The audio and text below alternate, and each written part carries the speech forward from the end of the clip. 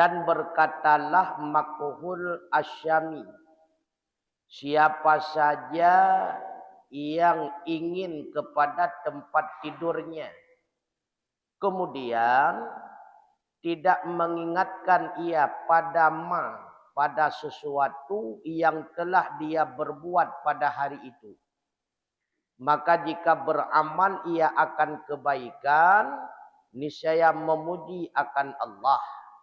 Dan ketika ingat ia telah berbuat dosa, niscaya beristighfar ia akan Allah Azza wa Jalla. Wa illam yaf'al, dan jika tidak berbuat ia yang demikian, karena ada ia seseorang kamisli ta'jiril ladzi, seperti umpama pedagang takjir, alladzi yunfiqu, yang pandai ia melakukan penjualan, wala yahsabu, tetapi tidak pandai melakukan perhitungan, hatta yuflisa, sehingga rugi ia, wala yusy'ira, dan tidak pernah menyadari ia. Maka orang yang ketika tidur tidak pernah mengingat, tidak pernah tafakkur apa yang telah dia lakukan mulai pagi hingga malam, tidak pernah bertafakkur, tidak pernah menyadari apa yang telah dia lakukan.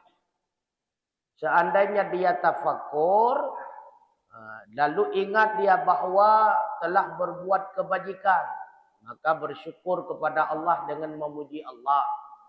Dan bila mana dia teringat kepada berbuat salah, lalu istighfar kepada Allah. Seandainya tidak melakukan yang demikian, kata Makhul, itu sama seperti orang yang melakukan dagangan, pandai di segi melakukan penjualan, tetapi tidak pandai di segi melakukan perhitungan. Akhirnya rugi. Karena waktu yang dia lewati tidak pernah dia perhitungkan, lebih banyak kepada kebaikan ataupun kepada keburukan, maka berlalulah waktu yang kita lalui itu secara sia-sia. Lebih le ke maksiat pun lebih le ke taat. Hala tinggal saya. Bila demikian udip getanya, sungguh ketika mati barulah kita akan menyesal kepada le maksiat lah kau. Karena kita tidak perhitungkan pada awal ketika hidup di dunia, pasti akan wujud penyesalan. Dengan sebab kita bangkrut pada akhirnya. Makanya orang yang cerdas adalah orang yang senantiasa memperhitungkan waktu yang telah dia lewati. Al-kaisu mandana nafsahu wa amila lima ba'dal maut, kata Rasulullah. Orang yang cerdas begitu. Siapa orang yang cerdas? Orang yang senantiasa muhasabah terhadap dirinya. Dan selalu dia mempersiapkan bekal-bekal dalam menghadapi kematian. Itulah orang yang cerdas. Wala ajidu, orang yang paling bodoh. Mandana nafsahu, dia itu senantiasa manittaba'a nafsahu, mengikuti keinginan nafsunya. Wa tamani 'ala Allah ta'ala al-maghfura, lalu berhayal, berangan-angan, mudah-mudahan Allah mengampuni diriku, padahal tidak pernah taubat. Nyaurung paling bangai itu lah.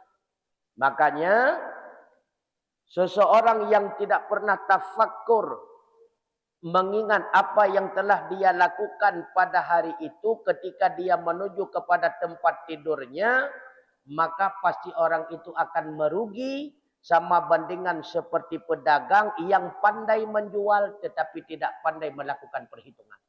Hana tak sadari, rupanya kabeh rugo. Rugo wate yang kalewat. Begitu pula di dalam satu kitab terdahulu tidak disebutkan entah Taurat entah Injil. Pokoknya di dalam kitab terdahulu innallaha ta'ala qala.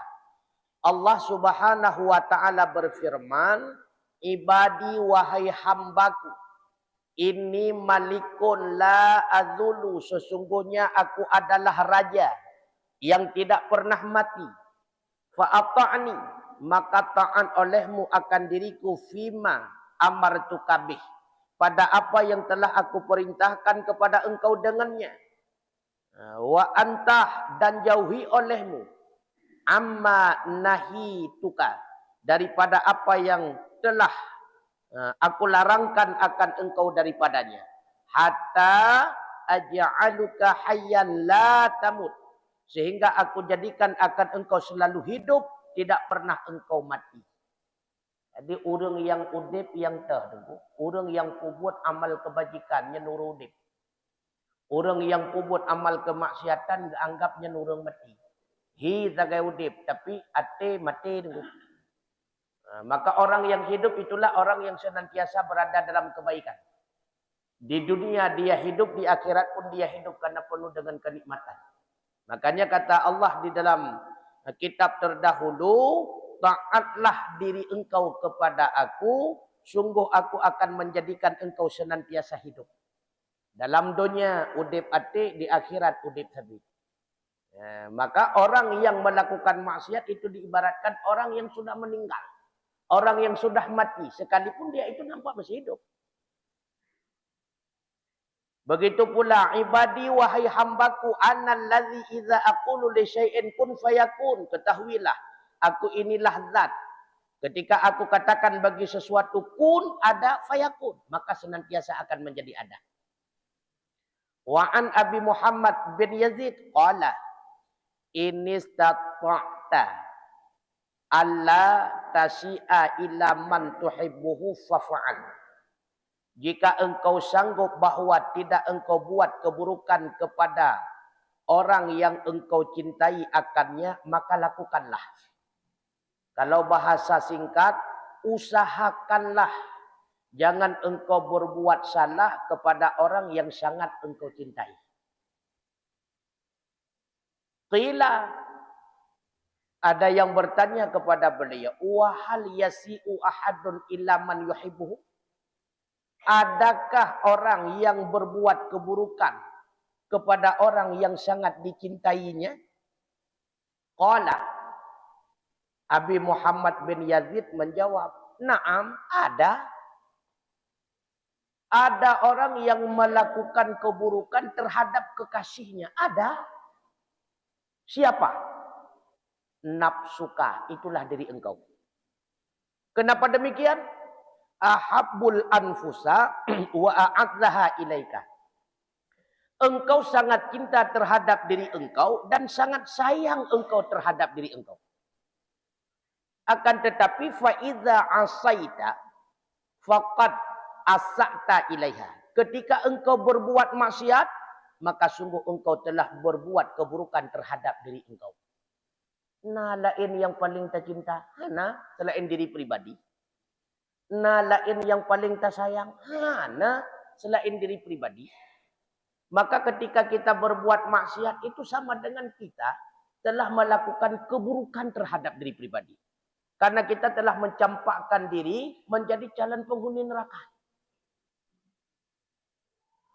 Maka orang yang berbuat maksiat, kata beliau, itulah orang yang tidak cinta kepada dirinya. Itulah orang yang telah mengkhianati dirinya. Itu kata beliau. Wa qila li ba'dil hukama. Pernah seseorang memohon nasihat kepada ulama ahli hikmah. Ausini bisyai'in. Berikanlah wasiat kepadaku dengan sesuatu. Qala. Apa kata ulama? La tajifa rabbaka. Jangan engkau kecilkan akan Tuhan engkau. Wala tajifal khalqa. Jangan engkau kecilkan akan makhluk. Wala tajifa nafsaka. Dan jangan pula engkau kecilkan akan diri engkau. Bagaimana yang dimaksud mengecilkan Allah? Amal jafa'u bi rabbika. Adapun mengecilkan Tuhan engkau, fa'in tashtaghilu bi khadamati ghairihi minal makhluqina. Jika engkau menyibukkan diri dengan berkhadamah selainnya Allah, yaitu berkhadamah kepada makhluk. Artinya lebih mengutamakan makhluk daripada kewajiban kepada Allah Ta'ala. Itu sama dengan kita telah mengecilkan Allah. Lebih mengutamakan kepentingan-kepentingan yang lain daripada kewajiban kita dengan Allah Ta'ala. Itu sama dengan kita telah merendahkan Allah. Itu sama dengan kita telah menghina Allah. Sedangkan wa amal jafa'u ma'al khalqi, adapun mengecilkan kepada makhluk, fa in tadhkuruhum indan nasi bisu. Maka jika engkau sebut akan mereka di sisi manusia dengan keburukannya, mengecilkan manusia, menghina manusia. Itu contohnya kita mengatakan hal-hal yang buruk kepada beliau di hadapan orang lain. Menceritakan keburukannya di hadapan orang lain itu sama dengan menghina saudara kita. Wa ammal jafa'u ma'an nafsi, sedangkan engkau menghina diri sendiri, fa intahawana bi faraidillah, itulah maka jika engkau menganggap enteng, menganggap remeh dengan segala kewajiban-kewajiban engkau kepada Allah, itu sama dengan telah menghina diri sendiri. Telah mengecilkan diri sendiri. Ketika kita menganggap remeh atas segala perintah Allah, itu sama dengan kita telah meremehkan diri pribadi. Karena apa kan? Akhirat kelak pasti neraka. Sama dengan menghina diri pribadi. Begitu pula diriwayatkan daripada Kahmas bin Hasan. Annahu, sesungguhnya berkata ia, aznabtu zamban. Pernah diceritakan bahwa Kahmas bin Hasan telah berbuat satu dosa. Wa ana abka alaihi mud arba'ina sanah. Aku menangis di atas dosa tersebut selama 40 tahun. Sabah berbuat maksiat engkau 40 tahun geklik. Karena teringat kepada maksiat tersebut diampuni atau tidaknya oleh Allah. Qila. Lalu pernah ditanyakan kepada Syekh Kahmas tersebut, apa yang menyebabkan beliau itu menangis? Dosa apa yang pernah beliau lakukan? Ma huwa ya ibadallah. Sebenarnya apa dosa yang telah engkau lakukan wahai hamba Allah? Qala. Beliau menjawab, zarani akhuli fashtaraitu lahu samakan fa'akalah. Telah mengunjung akan diriku oleh saudaraku. Lalu aku beli satu ikan fa'akala. Ketika itu kami makan bersama. Tsumma qumtu ila hayatin jari. Kemudian aku bangun. Padahal beliau sedang makan. Kepada tanah kebun tetangga. Fa'akhadtu minhu qata'atatinen. Maka aku ambil daripada tanahnya kebun tetangga akan secuil tanah. Faghasaltu biha yadi. Maka aku basuh dengannya tanah akan tanganku. Nyan penyebab itu. Lia geblau ungkut gepanggang pajuh bersama dengan saudara. Karena jaro gekuto, getamong lam lampuh gap roh gecok tanah bacut guut jaronya agleh. Gara-garanya ke hana gelak keidin bakpo lampu, berarti beliau telah berkhianat. Melakukan kesalahan kepada pemilik lampu. Nyan kala. Geklik buat peloton nunggu. Yang gara-gara tanah gecok berlampu gap. Itu ya tanah-tanah gap kajak lampu dah. Nyan kala. Nyanduk. Berat nunggu. Ketering lagi kita bantal lewat. Kacok purih ungu gap. Terculik igau. Nak telah keidin. Ini purih gap nunggu ya. Makanya gara-gara purih fikrah menyebabkan kita terhalang masuk surga. Makanya kata Rasulullah wa an Rasulillah sallallahu alaihi wasallam, Rasulullah bersabda, qala a'azzamud dzunubi 'indallahi ta'ala asgharuha 'indan nas. Besar dosa di sisi Allah menganggap kecilnya dosa di sisi manusia. Nah yang kadang-kadang menurut katanya manusia, Allah ini kan dosa ubitnya. Tapi ingat, bisa saja dosa kecil dalam pandangan kita, itu dosa tersebut besar di sisi Allah. Makanya hanata turi, sabelau laulang.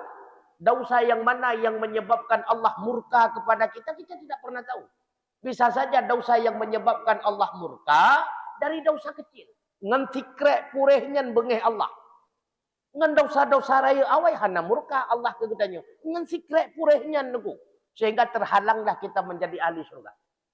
Makanya kata Rasulullah, kecil dosa tersebut dalam pandangan manusia. Tapi bisa saja dosa itu besar di dalam pandangan Allah. Sebaliknya, wa asgharud dzunubi 'indallahi ta'ala a'zamuha 'indan nas. Kecil segala dosa di sisi Allah dianggap besarnya dosa di sisi manusia. Karena menurut katanya dosa besar yang kata pahami zina, mencuri, merampok, korupsi dan sebagainya. Kadang-kadang ngan babah le katanya tapu singit gara-gara hamil takalan gop nganyan lah murka Allah. Ya, nganyan kadang. Nah taturi mana? Makanya wakatama ghadabahu fi maksiatin. Allah sembunyikan marahnya, Allah sembunyikan murkanya dalam salah satu maksiat dari sekian banyak maksiat. Maksiat yang mana yang menyebabkan Allah murka? Tidak ada yang tahu. Itu yang paling ia ada tunggu. Andai kata hana terpubut kesalahannya bulat asal surga. Gara-gara terpubut kesalahannya. Terhenti kita menjadi ahli surga. Kecil nampak dalam pandangan kita manusia. Bahkan tak anggap kecil karena tidak Allah jelaskan azab yang pasti dengan dosa tersebut. Karena hari ini kita kategorikan itu dosa besar karena sudah ada jelas azabnya. Dosa kecil tidak dijanjikan azabnya. Tapi ingat, yang namanya dosa tetap melahirkan murka Allah. Apakah itu kecil ataupun besar? Semuanya melahirkan murka Allah. Karena apapun yang dilarang oleh Allah, Allah benci. Qala al-faqih. Makanya kata Syekh Nasir bin Muhammad As-Samarqandi rahimahullah, a'zamuha indal mudnibi idza azimahu wa khafahu fa innaha asgharun indallahi ta'ala. Sangat besarnya dosa di sisi orang yang melakukan dosa. Apabila mengakui besarnya dosa dan takut ia akannya Allah Ta'ala, yaitu langsung dia beristighfar, maka sesungguhnya dosa itu kecil di sisi Allah. Ubiraya kata pembuat maksiat itu. Legitannya mengakui itu adalah maksiat. Itu adalah kesalahan. Lalu kita taubat kepada Allah karena takut kepada Allah. Maka dosa itu kecil di sisi Allah. Artinya sekejap bila mana diampuni oleh Allah, seketika dosa itu terhapus. Sebaliknya, wa amma idza kana saghiran fi 'ainil mudnib fa huwa 'azimun indallahi ta'ala. Dan adapun apabila ada ianya dosa itu kecil dalam pandangan orang yang melakukan dosa, maka dianya itu besar di sisi Allah. Li'anna a'dhamad dzunub, karena sesungguhnya besar segala dosa, maka namusiran alaih. Nah, itulah ma yang ada yaitu musiran, arti musiran berkelanjutan di atasnya. Wa hakadza kama rawa'an ba'dhi sahabah. Jadi dosa dasarnya kecil, tetapi dengan penyebab berkelanjutan terus menerus, dianggap oleh pelaku itu lah dosa kecilnya, ubutatatnya. Tapi ingat, dengan sebab terus menerus karena menganggap enteng dosa kecil, lalu berkekalan atas dosa tersebut, jadilah dosa besar. Makanya kata para sahabat radhiyallahu anhum qala la saghirata ma'al israr. Tidaklah dosa kecil beserta berkekalan. Apabila berkekalan, maka itu bukan lagi dosa kecil. 20 jam tertemenak tu. Yang kakali dosa ubit. Kalon inang yang teka syahwat, itu dosa kecil. Tapi 20 jam dua basimpang si nyenbuat teti uro. Dosa raya. Nah, jadi dosa kecil yang berkekalan, itu bukan lagi dosa kecil. Itu dosa besar. Dia berdega-dega. Yang termasuk kalan film biru, dosa kecil. Tapi dia malam dengan yang taubat lagi dia. Gali-gali ku bahalan tago, Samson ku bahalan tago, memadang nyal lagi dia. Kaji ku dosa raya rumunya. Dega-dega berkekalan. Dalam wala kabirata mal istighfar, dan tidak dikategorikan dosa besar apabila disertakan dengan istighfar, artinya dengan taubat. Sebesar apapun dosa, apabila diiringi dengan taubat, itu bukan dosa besar. Besar dikategorikan dosa apabila berbekas tidak ada ampunan. Maka sebesar apapun maksiat, bila mana diiringi dengan taubat, itu tidak dikategorikan kepada dosa besar. Maka kecil dan besarnya dosa tergantung si pelakunya. Kalau dia menganggap remeh, ingat, jadi besar. Kalau dia takut kepada Allah diikuti dengan taubat dan istighfar, itu jadi kecil. Ini berdegah-degah. Kemudian diriwayatkan daripada Awam bin Hausyab. Apa kata beliau? Arba'u ba'dat dzambi syarrun minat dzambi. 4 perkara sesudah melakukan dosa bertambah besar dosa tersebut. Jadi dosa itu dosa kecil. Tetapi ada 4 penyebab dosa kecil itu menjadi dosa besar. Yang pertama, penyebabnya adalah al-istisfar. Menganggap remeh. Alah menyan UBO, alah menyan bacut. Maka dengan sebab menganggap remeh, maka ujung-ujungnya apa yang terjadi? Wal israr, berkelanjutan. Maka berkelanjutan itu menyebabkan dosa menjadi besar. Yang ketiga, wal ightirar. Arti ightirar, merasa tidak ada efek. Alah UBO dosa. Apa ni dah mau neraka ngan dosanya UBO? Tentang neraka kata buah katanya. Alah panena UBO maksiat. Tidak khawatir, seolah-olah tidak berefek. Kemudian wal istibsyar, karena merasa bangga. Yang menyengelung kabrosa kau tempeleng. Bangga dengan berbuat maksiat. Ngan tahu masalah, ngetukui umum lengkulah ke dia. Menjelung kabrosa kau tiak lengkulah. Bangga dengan maksiat. Nah, itu dosa kecil menyebabkan jadi dosa besar. Ya degah-degah. Bangga dengan kesalahan, walaupun itu hal yang kecil tapi bernilai besar dosanya. Itu degah-degah. Degah-degah tak. Kan sering katanya berbangga dengan salah. Sering. Cuma kurang tersadari kan. Baca cerita-cerita dengan ikah baru nyan ilong. Bah ilong. Degah-degah tak. Itulah bukti berbangga dengan maksiat. Ketika orang berbangga dengan maksiat, maka tercatat menjadi dosa besar. Karena kenapa? Menganggap seolah-olah itu hal yang remeh, tidak dibenci oleh Allah, jadi dosa besar. Nah, berdegah-degah. Makanya kata Syekh Muhammad Nasir As-Samarqandi, la taghurrannaka hadhil ayat. Jangan sekali-kali engkau tertipu dengan ayat ini. Ayat dalam Al-Quran kan? Man jaa bil hasanati falahu asyru amsalihha wa man jaa bis sayyiati fala yujza illa mithluha wa hum la yudlamun. Nyampe kenang pungut dengan ayatnya. Kan ayatnya yang pungut gata-gata ya nampum. Jadi karena dalam ayat tersebut siapa saja yang melakukan kebaikan maka baginya 10 kelipatan pahala. Dan siapa saja yang melakukan keburukan maka tidak dibalaskan melainkan hanya 1 dosa. Dan mereka itu tidak akan dizalimi. Oh kaberehan. Dosa sabo sakai kebalah. Menyata buat kebaikan siplo. Man heboh tak buat dosa 2 boh tak buat kebaikan kengkam tempo.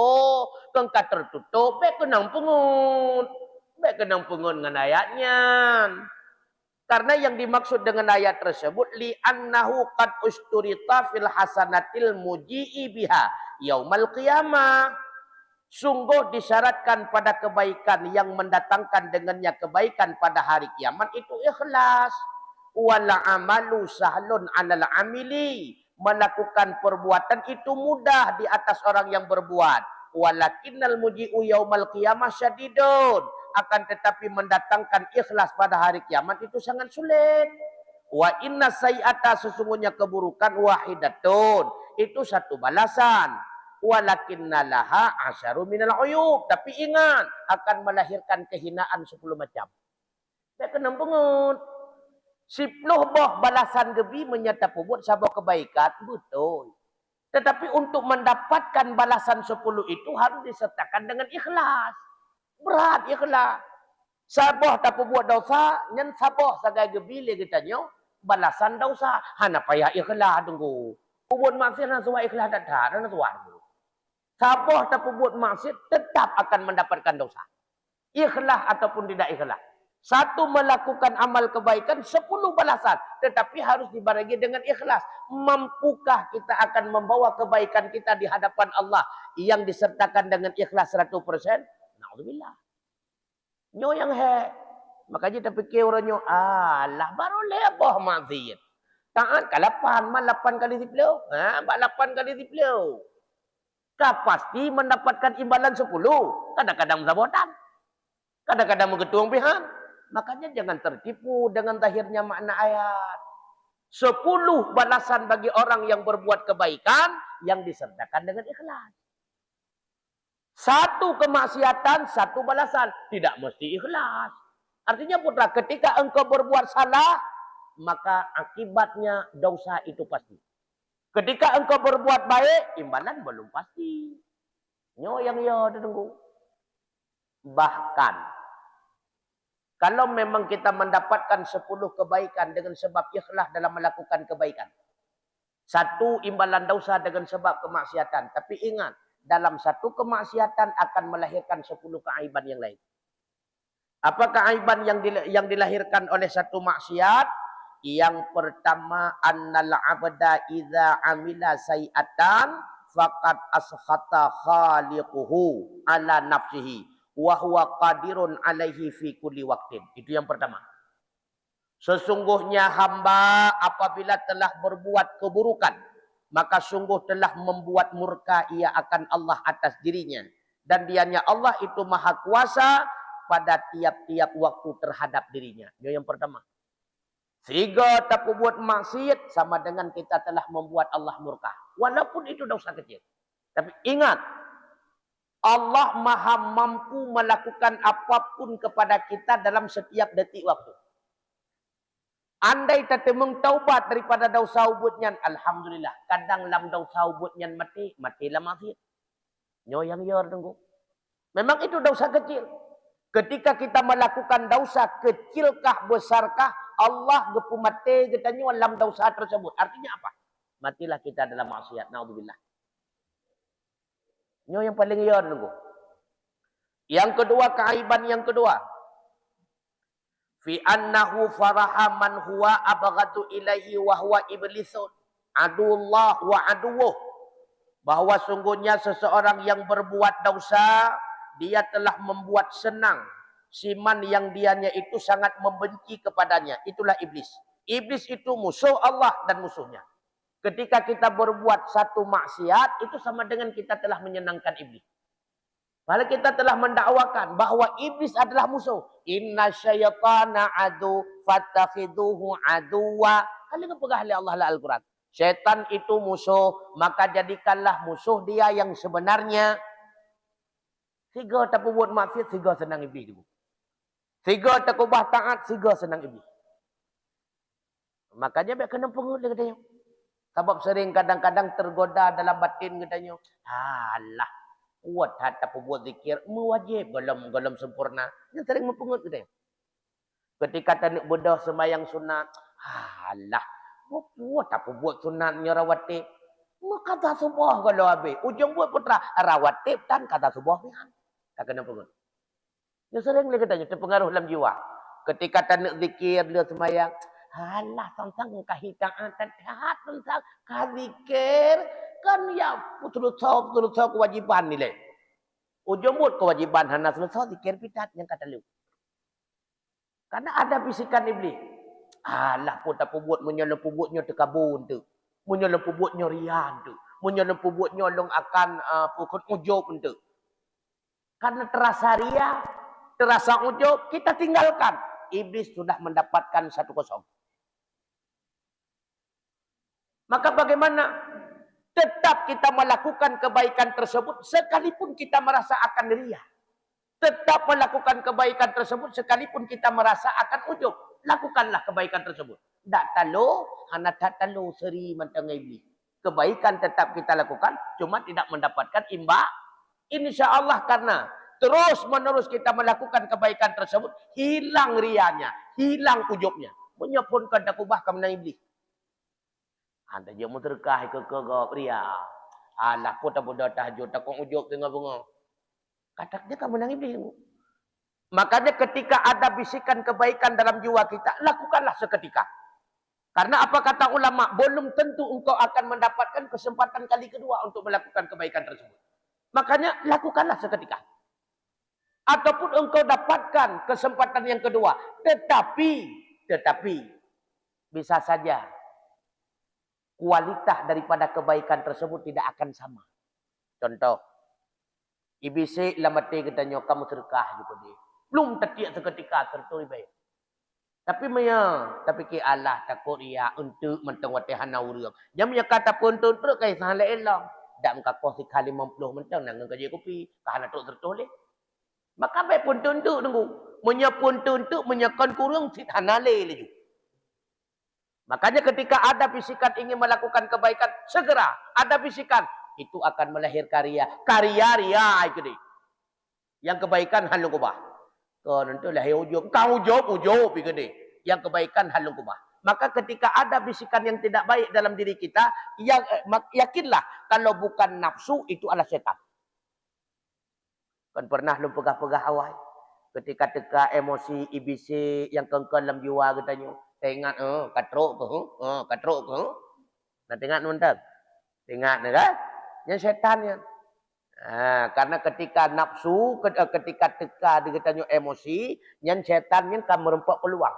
Karena peluang setan dalam menggoda manusia dua peluangnya. Yang pertama dalam keadaan emosi, yang kedua dalam keadaan susah.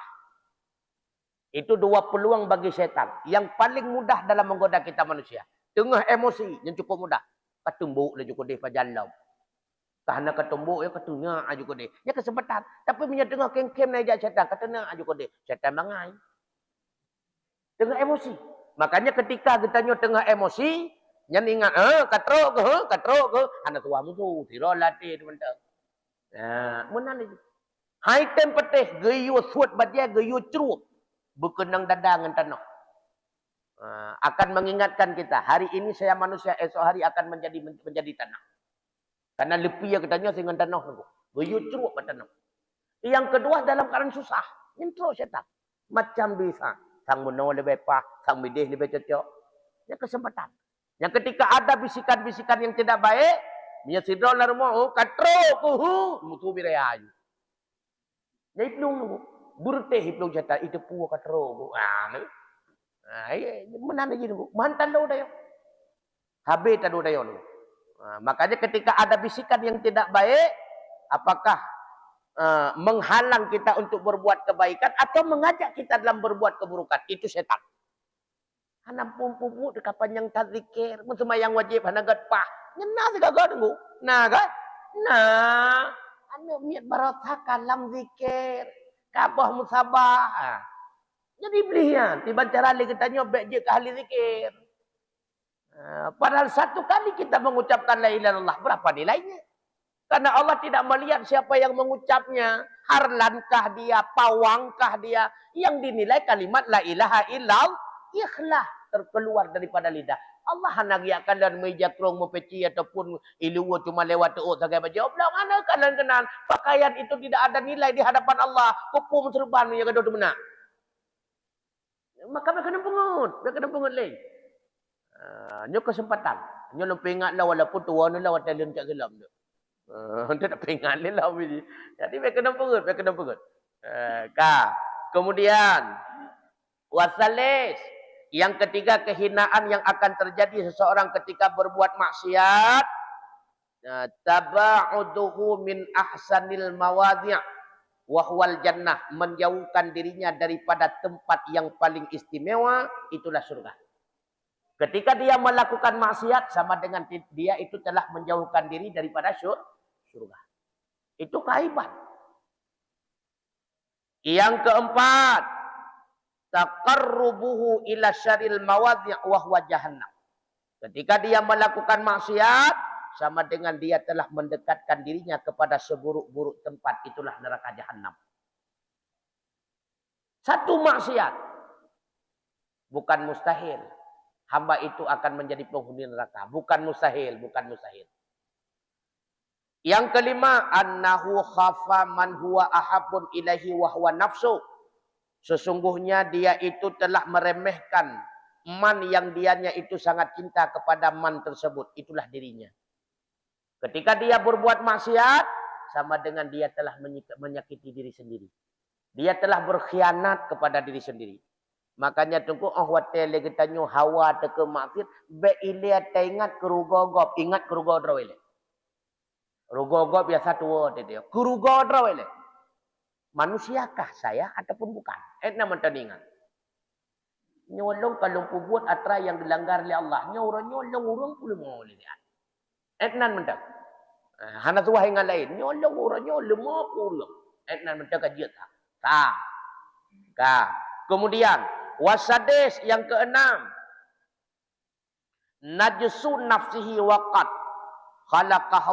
khalaqahallahu tahirah. Menajiskan dirinya padahal sungguh menjadikan akannya oleh Allah akan suci. Artinya mencoreng diri sendiri. Ketika kita berbuat salah itu sama dengan menghinakan diri sendiri. Yang ketujuh, adza ashabahul ladzina la ya'dunahu wa humul hafadzah. Telah menyakiti akan sahabatnya yang tidak pernah menyakiti mereka akan dirinya, itulah malaikat hafadzah. Ketika kita berbuat maksiat, ketika kita berbuat salah, sama dengan kita itu telah menyakiti malaikat hafadzah. Hati malaikat yang menjaga kita. Karena setiap waktu ada malaikat. Ketika kita berjalan, malaikat itu berada di hadapan dan di belakang kita. Ketika kita duduk, malaikat itu ada di sebelah kanan, di sebelah kiri kita. Ketika kita tidur, ada di kepala dan di kaki kita. Ketika kita berbuat maksiat, sama dengan kita menyakiti mereka. Kujagakah nyenduk ke maksiat Allah itu. Cukup bengeh malaikat. Tak menjaga gigiblo. Lah anak depua putra giblo. Ya, karena malaikat tidak diberikan nafsu. Cukup hati ke. Nyenduk kujaga ura malam tiap detik. Nyana kujaga ilong itu mempegang nempung tidam lampu nyung. Kata maksiat ke Allah Ta'ala. Cukup bengeh malaikat. Malaikat hafadzah. Cuma anda tak saya kira dia tak kamu nak ke tukang tak menurut tembok tu. Bengeh tetap. Wasamin yang kedelapan ketika seorang berbuat maksiat man ahzanan Nabi sallallahu alaihi wasallam fi qabri. Ya, hendak buktikan. Cintakah kita kepada Rasulullah ataupun tidak? Ketika seorang berbuat maksiat, maka dia itu telah membuat susah akan Nabi sallallahu alaihi wasallam di dalam kuburnya. Rasulullah menyaksikan. Ketika umat dia yang buat maksiat, Nabi dalam kubur. Sedih Nabi, susah datang. Tiban cara umat long nyolonuk sampaikan hanjat le. Gepegah le gure-gure hanai dengar asyik. Tiban cara akhir tu wate orang kiamat lo Nabi syafaat pi hanjat. Cukup susah Rasulullah. Maka Rasulullah sangat susah di alam kuburnya ketika umatnya melakukan kesalahan. Cukup susah Nabi. Nah, di sinilah kita buktikan. Cinta kita kepada Rasulullah ataupun tidak. Kalau anda cinta kepada Rasulullah, jangan berbuat salah. Jangan berbuat salah. Kemudian yang kesembilan. Ashhadu ala nafsi laila wan nahar. Wa adahum bidzalika wa ahzanahum. Bersaksi di atas dirinya pada waktu malam dan waktu siang dan menyakiti ia akan mereka dengan sebab demikian dan membuat gundah ia akan mereka. Artinya para malaikat akan menjadi saksi di dalam memberatkan kita di hari kiamat kelak atas apa yang kita lakukan. Menyerta perhedra dalam maksiat sama dengan legetanya katabi kesempatan kepada malaikat untuk bersaksi dalam memberatkan kita di akhirat kelak. Ya bertegak-tegak. Yang ke-10, annahu khana jami'al khalaik minal adami wa ghairihim. Yang ke-10, ketika seseorang berbuat maksiat, maka dia telah berbuat khianat kepada seluruh makhluk, baik itu manusia ataupun bukan manusia. 3, kata buat maksiat, yang kata buat khianat kepada manusia dan kata buat khianat kepada seluruh makhluk. Pakiban maksud khianat kepada manusia. Maksud khianat kepada manusia, lau kana li ahadin indahu syahadatun fa innahu la tuqbalu syahadatahu li ajli dzambihi fa yabtulu haqqu sahibihi li ajli dzambihi. Adapun khianat kepada manusia, jikalau adalah bagi manusia itu syahadah, maka bahwa sungguhnya tidak diterimakan akan syahadahnya karena dosanya, maka batallah hak saudaranya karena dosa tersebut. Berarti khianat. Orang maksiat hanya ke saksi tu. Bila saksi perkara, saksi nikah hanya dah. Gara-gara dia berbuat maksiat, tidak boleh dia diangkat menjadi saksi, sama-sama dengan dia telah berkhianat kepada saudaranya. Telah berkhianat kepada umum manusia. Padahal jih yang nak kalah. Jih yang nak saksikan, tanda pe'ek jih ke saksi, hamsah. Ahli maksiat. Berkhianat. Sedangkan berkhianat kepada seluruh makhluk, maka bahawa sungguhnya sedikitlah hujan apabila berdosa seseorang. Maka analah pada demikian itu telah berkhianat kepada seluruh makhluk. Wat dia sidrau urung buat maksiat tengku akan neten ujian oleh Allah Ta'ala. Hana putran ujian karena maksiat. Ketika hana ujian, tokreng dan sebagainya, kau cuma manusia. Teruk bak cengguak musibah. Teruk bak cerapai musibah. Maka sama dengan kita telah berkhianat kepada makhluk. Makanya, lau anna ahlal qura amanu wattaqau la fatahna min barakatis sama'i wal ardh.